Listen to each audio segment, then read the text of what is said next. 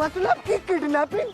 इसका मतलब किडनैपिंग का मामला जो अखबार में आया तो वो बिल्कुल सही था और आप उनके किडनैपर हो? ओए के बका जा रहता है थारे को। मैं शकल से चोर और बदमाश नजर आ रहा हूँ। मैंने कोई किडनैपिंग ना की है। और जी गाड़ी आपकी, गाड़ी की डिक्की आपकी, गाड़ी की डिक्की में लड़की, तो किडनैपर हुए आप। और आप तो बड़े दावे से बोल रहे थे कि गाड़ी आपकी है, इसके अंदर चोरी तो मतलब किडनैपर। इसका मतलब मैंने अभी पुलिस को इन्फॉर्म करना है, अभी के अभी।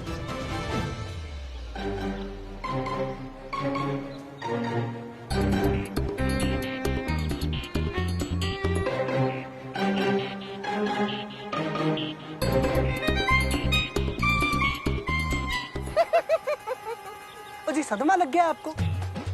और पुलिस ने लठ मारने आपको सदमा लगाया, रोने की बजाय हंसे जा रहे हो। पुलिस को जब पता लगा ना आप किडनैपर हो, उन्होंने मार मार के लठ ना आपकी टूई ना लाल कर देंगी।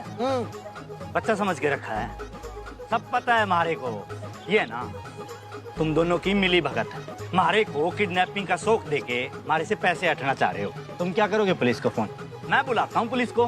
कर ले फोन, घंटी तो इतनी ही बजनी है। तूने पुलिस को याद किया ना? ऐसा ही मी तुड्डा नाम है मेरा।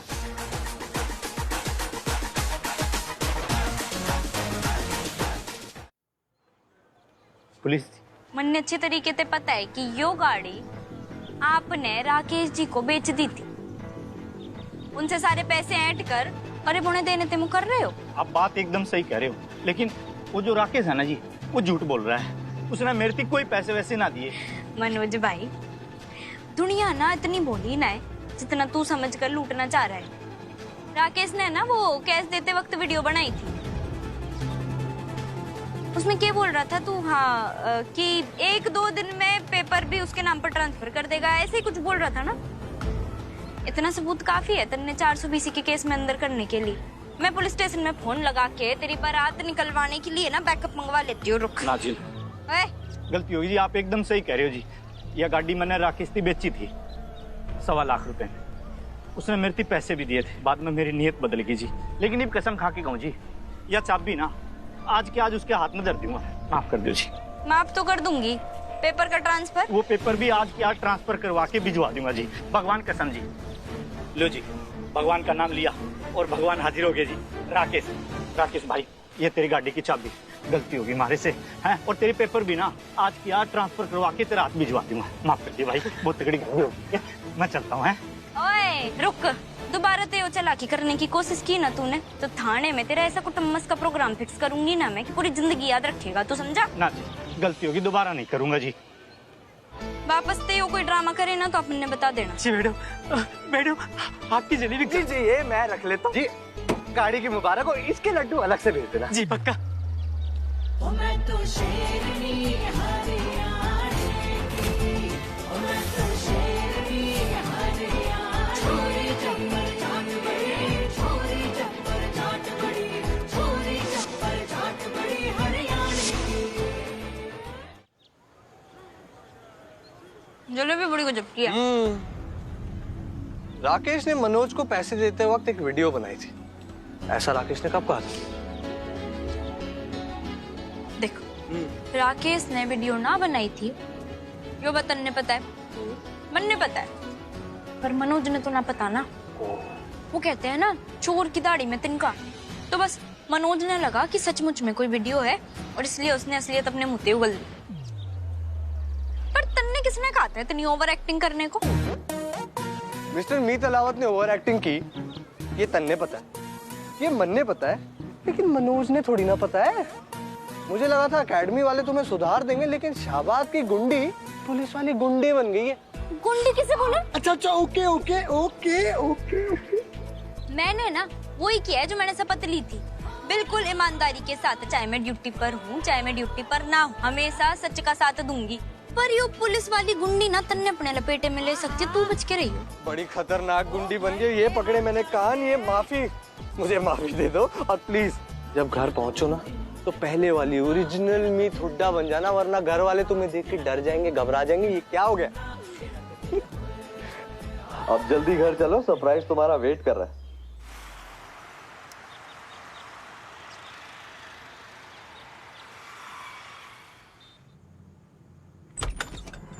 Welcome back. बैक।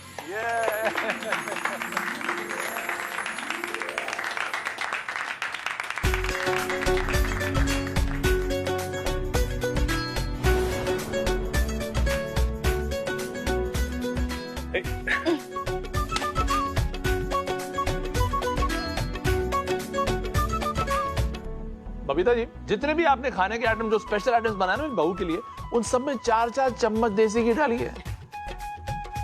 अरे कांटे की तरह सूख गई है भाई आपकी बहू। क्या हो गया? मैस का खाना खा खा के एकदम पतली। पापा जी, मन ने ना कोई घी वीना खाना, मन ने ना मेरा सरप्राइज चाहिए।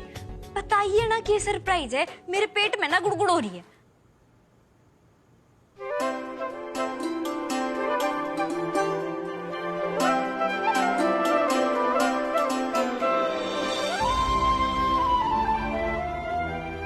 ये सरप्राइज है। अंगूठियां। ये सब एंगेजमेंट की अंगूठियां हैं। हम सब तुम्हारा लौटने का वेट कर रहे थे और हम सब ने मिलकर ये डिसाइड किया है कि अपनी छोटी ननद की सगाई के लिए तुम अंगूठी चूज करोगी।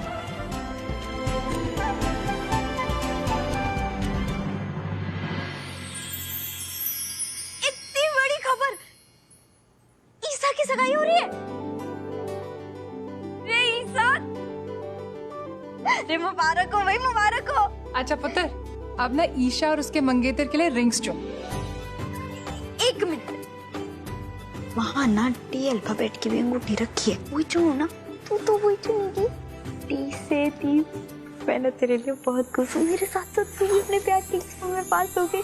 तुम दोनों ने सब कर लिया मेरी मदद के बिना, मतलब बहुत सही किया। अरे बहुत खुशी हो रही है। भाभी ननद की इतनी लंबी बातचीत चल रही है, इधर आओ, पहले ये रिंग तो चूज करो। हाँ भाई, यो कर ली मैंने चूज। दी।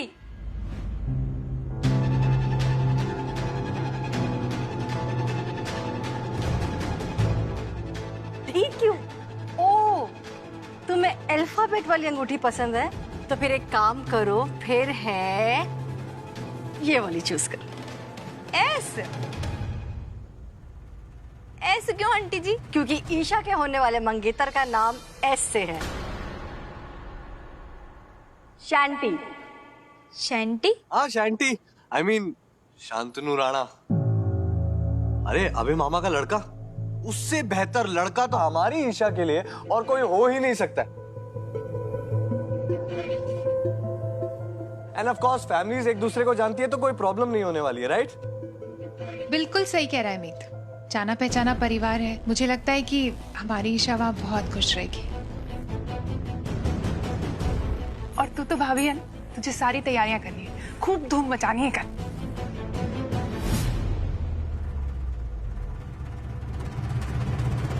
ना चाची जी, यो ना हो सकता।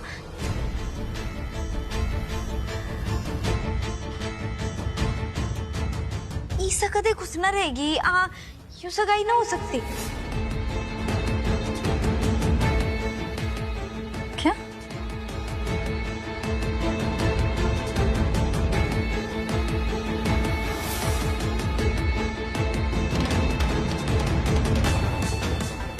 मीत, ये क्या कह रही? यू सगाई ना हो सकती।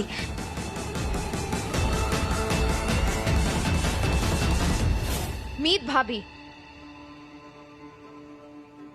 मीत भाभी, आपको समझ भी है आप क्या बोल रही हैं? इस घर में कोई खुशी की बात होती नहीं है कि आपको परेशानी होनी शुरू हो जाती है। मासूम, एक सेकेंड। उधर क्या हुआ है? ईशा की एंगेजमेंट क्यों नहीं हो सकती? क्या बात है? ईसा, तन्ने घर पे सबको सब बता देना चाहिए था ना। देख, तेरी चुप्पी के कारण बात कहाँ से कहाँ पहुंच गई। कौन सी बात? हुई कि ईसा और दीप एक दूसरे ने पसंद करते हैं, एक दूसरे से शादी करना चाहते हैं।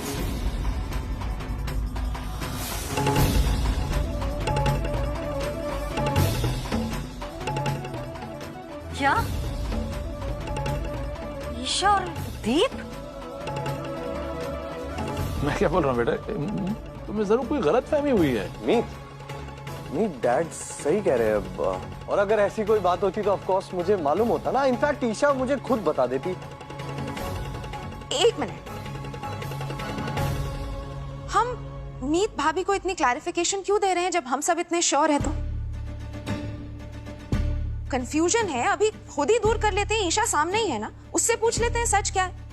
ईशा बताओ सच क्या है?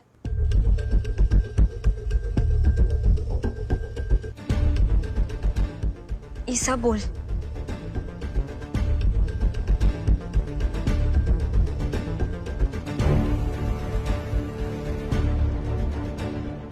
बोल ईशा, मीत बहू कह रही है वो सच है क्या? बोलो बेटा, मीत जो कह रही है वो सच है? बोल ईशा। मीत भाभी सच कह रहे हैं।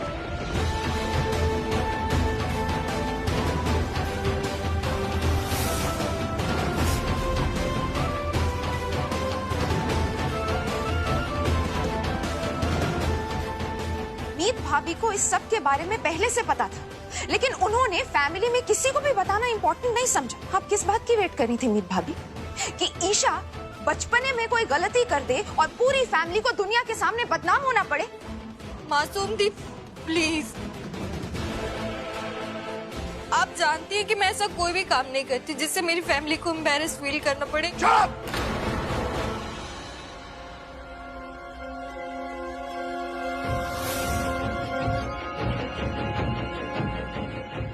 तुझे मैं राम, चाचू नहीं,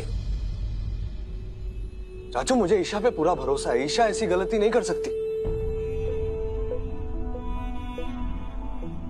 गलत वो इंसान है जो आज तक दोस्ती का ढोंग कर रहा था, और उसके लिए कोई बड़ी बात नहीं है कि उसने ईशा को अपनी बातों में बहलाया फुसलाया होगा। उसने बेवकूफ बनाया ईशा को। चाचू दीप का इस घर में आना जाना था, हमारे साथ उठना बैठना था चाचू। उसके बावजूद उसने सरेआम हम सबको इतना बड़ा धोखा दिया, तो जाहिर सी बात है वो ईशा को भी बेवकूफ बना रहा था। कोई प्यार व्यार नहीं करता।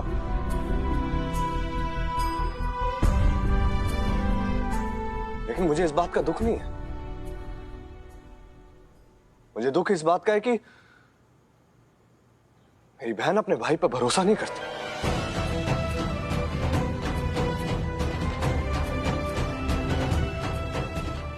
उसने आज तक एक बार भी इस बात का जिक्र नहीं किया अपने भाई के साथ। ईशा प्लीज, मुझे लगा था मेरी बहन अपने दिल की हर बात मुझसे कह सकती है, लेकिन नहीं, मैं गलत था। My bad. ईशा प्लीज। तोड़ू राम, दीप भैया तो तेरे बेस्ट फ्रेंड है ना, ऐसा क्या हो गया? क्या गलती कर दी इन दोनों ने? मीत, उस आदमी का नाम दोबारा इस घर में कभी मत लेना। आई बात तुम्हें समझ में? और अगर वो इंसान इस दुनिया का आखिरी लड़का भी हुआ ना, तब भी मैं अपनी बहन की शादी उससे नहीं करवाऊंगा। इस बात को समझो।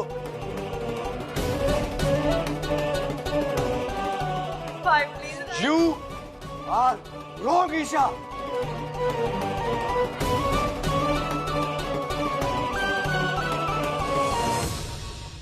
सुने ना, ईशा को रूम में लेके जाओ।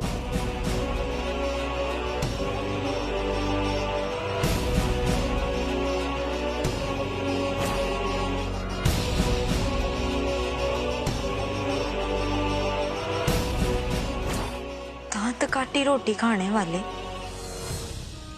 भाइयों जैसे लोग, ऐसा क्या हो गया? थोड़ू राम ऐसी की दुश्मनी पाल बैठा है। पापा जी, क्या हुआ है दोनों के बीच? बेटा वो जो नकली दवाइयों का स्कैंडल हुआ था जिसमें मीत को इन्वॉल्व किया गया था, और तो तुम्हारे जाने के बाद फिर जब पुलिस ने तहकीकात की तो पता चला कि इस सब के पीछे दीप का हाथ है। क्यों? हाँ बेटा, हमारा भी ऐसे ही रिएक्शन था, लेकिन बाद में सच्चाई पता चली कि दीप को पैसों का लालच हो गया था। वो रातों रात अमीर बन जाना चाहता था। उस पे जैसे अमीर बनने का भूत सवार हो गया था, और उसी चक्कर में उसने अपने दोस्त मतलब जिसे वो अपना भाई मानता था उसे धोखा दे दिया। हमने कभी सपने में भी नहीं सोचा था कि दीप जैसा लड़का जिस थाली में खाएगा उसमें छेद कर सकता है।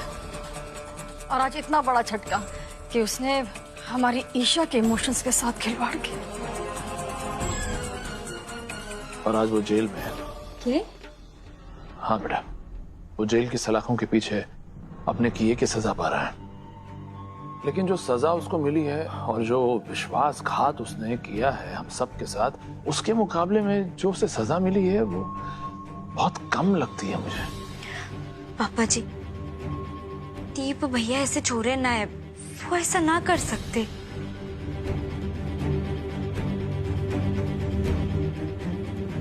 कोई ना कोई झोलू है, कोई तो गलतफहमी हुई। मैं तो अभी आई हूँ इस घर में, पर आपने तो बचपन से देखा है उन्हें। आप लोग सब तो जानते हैं ना दीप भैया ने इतनी आसानी से आप लोगों का भरोसा कैसे टूट सकता है उन पे थे।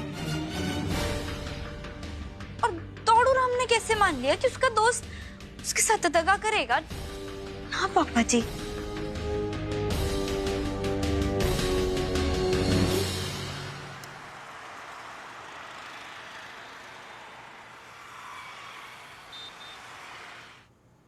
अरे अरे अरे रुक।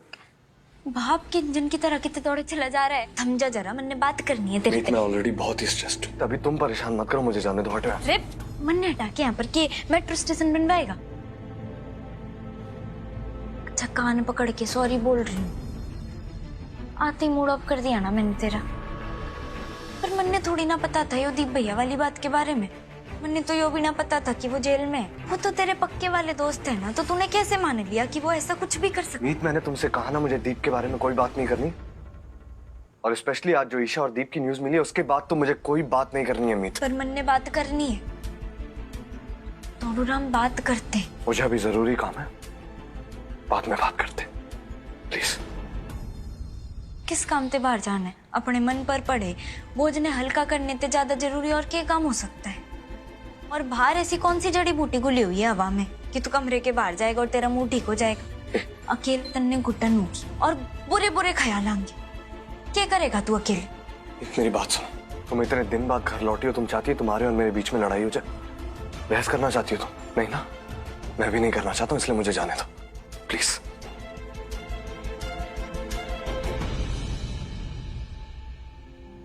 ए दोस्त भाभी, क्या देख रही हो? देख रही हूँ कि कुछ महीनों में कितना कुछ बदल गया है।